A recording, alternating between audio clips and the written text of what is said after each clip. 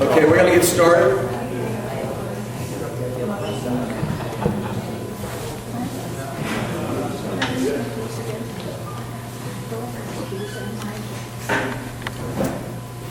Hello and welcome tonight. My name is Molly Schmidt and this is Richard Burke, and we are here to present a little bit of information about the City of Blaine Community and Senior Centers and referendum information. And just a few housekeeping things to begin with. We are not going to stop for questions during the presentation. However, when we are finished, there are tables set up around the perimeter of the room. So if you have any questions, you can bring them to the tables at that time. The restrooms are located over on the left here. And this is just an informational presentation, so we just ask that there isn't any interrupting during the presentation.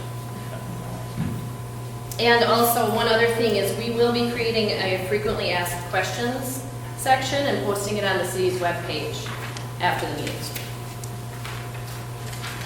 Good evening. Most of you have been in the city of Blaine most of your lives. I've been here for almost 20 years of my time. And in the last time we talked about this issue was back in 1998.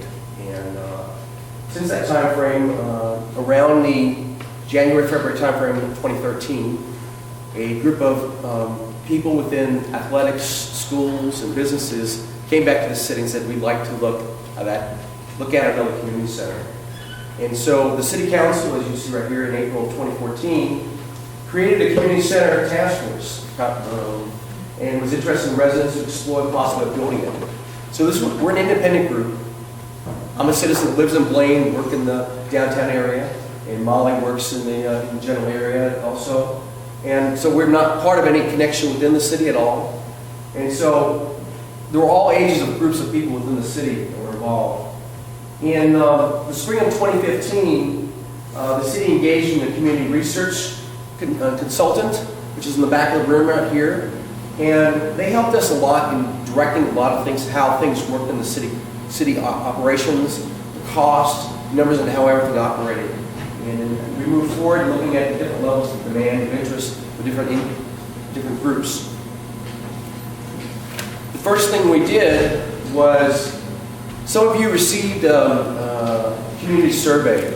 They went out to a dynamic group of different people. It wasn't any specific group they went out to, but they went out to all the different zones within the city of Blaine. And this was the feedback we got from the citizens that time period. 59% of the people of Blaine said we need an additional indoor community facility. Of those people, 60 said they would like to see a facility become part of the community. 57% they would support a new facility. 58% said they would support a new facility with a partnership. And 55% would find some property tax increases to be reasonable. All this information you're looking at right here about the survey and how it was done is on the website. If you've looked at it, I just want to make sure you have an opportunity to see that.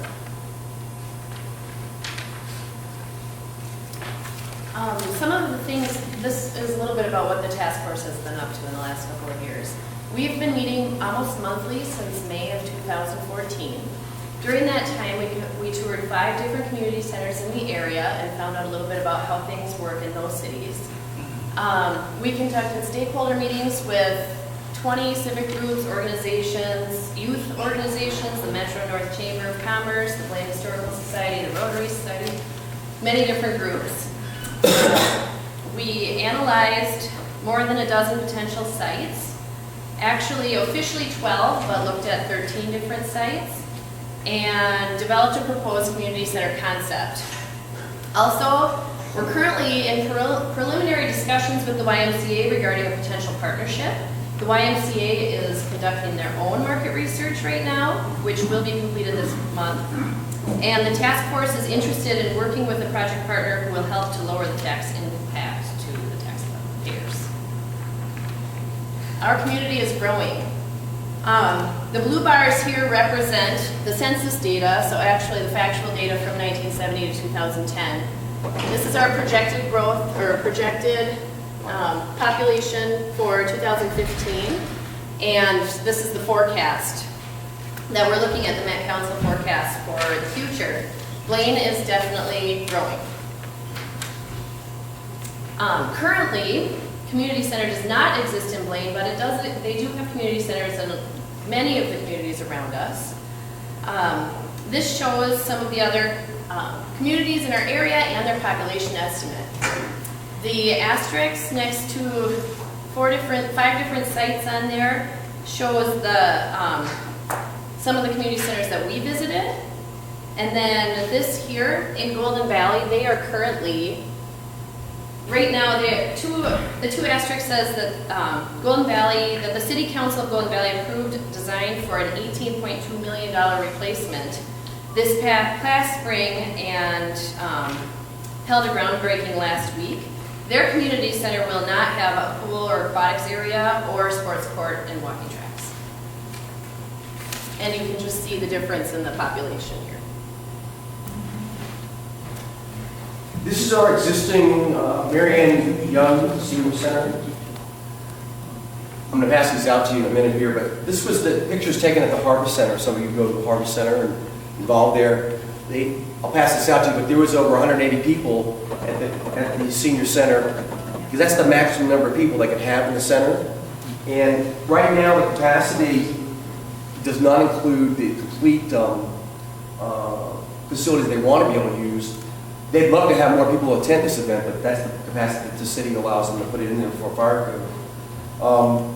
Each one of the pictures that you'll see here, they're wall-to-wall people, and this is the complete staff that runs the senior center. It's 5 people, and that's when you look at the size of that. The community center in general, just to kind of explain a little bit about the community center that exists right now for the seniors. We sat down and talked to them about what did they want in relationship to a community center. They first of all asked us if they wanted to stay where they're at, and we respected that decision. We asked them what they want to do in relationship. They said, we want a larger facility. And a typical example of what doesn't work very well at the community center right now over there is that you have a situation where the bathrooms are not up to code. It does not have facilities where you can take a wheelchair and go inside there and use it like you're supposed to be able to use it as if you're a handicapped individual. And that's not really fair how that runs right now.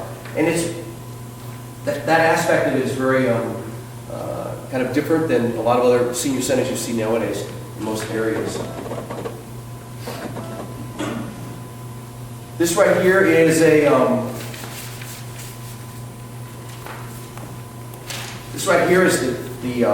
youth groups in the area. If you notice in the youth areas that exist right now in the school districts in the area, we're talking Centennial, Spring Lake Park, and the Anoka-Hennepin area, predominantly Blaine High School. This is how they have to run the youth programs. If you notice right here, these are tile floors they're playing on. They're not playing on any kind of facilities. Lots of times you'll see like it's in a cafeteria facility.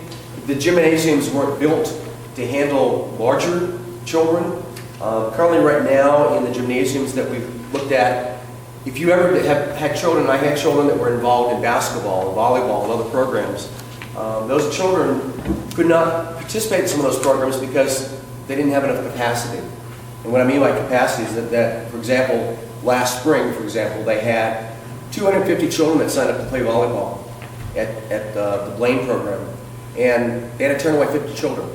That's not really fair to the children. They get turned away because of the fact that we didn't have capacity.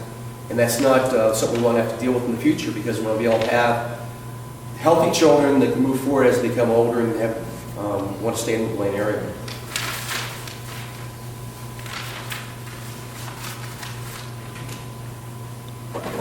You may recognize the pictures here.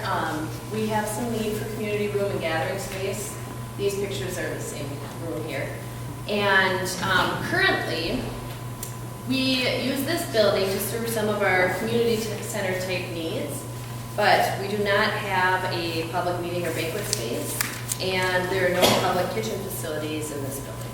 So although it serves well for some meetings, it's not used well for when we need kitchen facilities or banquet.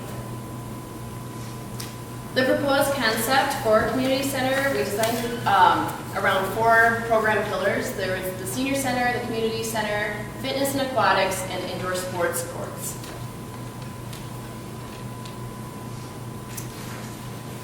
we are looking to make sure that we're satisfying the needs from the youth all the way through the seniors. And so when we look at these 4 program pillars, we talk about centrally located meeting rooms and community gathering and rental space. We have a lot of groups in the area, the Boy Scouts, the Moms Club of Blaine, many community groups that don't really have a place to meet. 2, the fitness center consisting of exercise facilities and an aquatic center. 3, an indoor recreation area that consists of a multi-purpose gymnasium and walking track to meet the unmet and growing indoor recreational space needs, something we can use year-round. 4, a senior center that meets the needs of the current and future senior population. This is the proposed location. You can see up here, this is 109th and Radisson Road. We're right here on City Hall property, so it would be over in the location just south over here by where the community gardens are right now. That's the proposed location. The land is owned by the city, so when we looked at the 12 different or 13 different areas, this location was one of our first choices because of the fact that the city already owns the property. That would cut a lot of the cost right there.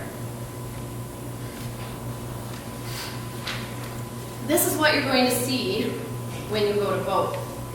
This is the ballot question and how it's going to look exactly on your ballot. The task force is hopeful that a project partner may help to reduce the construction cost amount, but in any case, the cost to construct would not exceed $29,350,000. So if you want to take a minute, we can leave that up for a minute. Again, everything you're seeing tonight will be on the website, so that's going to be the same.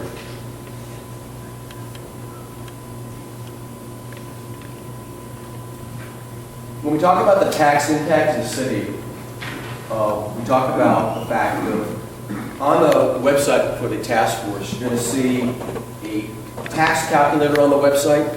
It'll have the tax calculator not just for the residents, but also the businesses that are in the area.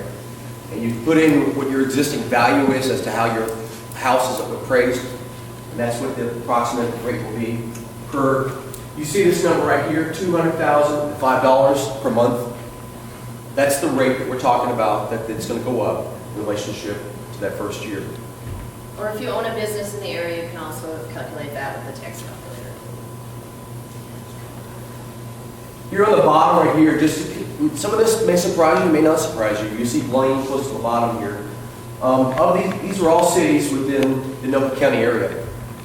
We're the 4th from the bottom in relation to where our taxes are sitting right now in this area, compared to the other cities in this area that have community centers and also at the same time period have additional costs that they've built into their numbers over the years. This is the tax rate compared to surrounding cities. Just so you're aware, we're also at the bottom of the list. Can you see this from up there? It's kind of difficult to see. The annual tax is the green part, then water, sewer, and then the red is the stormwater. So it's just kind of broken up. Right. And then this is compared to cities to similar populations. Again, Blaine's on the bottom.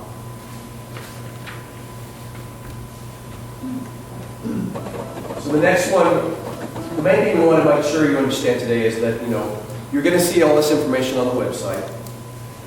You're also going to see anything about our meetings and reports that we did. The tax calculator, I think, is very important. You need to look at that information. And the tax calculator was done by this company here, Springsteen Incorporated.